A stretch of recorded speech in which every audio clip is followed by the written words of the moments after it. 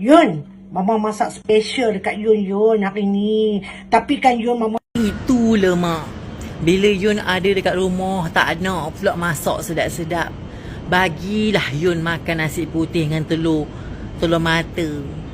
Yun tak ada ke rumah sibuk mencari rezeki, ada dia masak sedap-sedap kat kita. Sudahlah mak. sedih tau Yun. Mama rindu kat Yun. Yun balik cepat tau. Are you really sure you're gonna miss me? Are you really sure? Better check yourself. Are you sure you miss me or you miss my money? Mama ada gosip terhangat di Malaya. Okay? Which gossip? Which gossip? Okay, please hold on. Hold on. Okay, tarik nafas. Breathe in, breathe out. Okay, tunggu gosip tu simpan ataupun tulislah kat mana-mana cara rumah kita tu. Dekat dinding tu lukislah ke tulislah kat mana-mana. Takut lupa nanti. Okay, tunggu yang balik sekarang juga. Okay, Yun sanggup tak kerja demi dengar gosip mak? Kerja, buat kerja. Let's go home.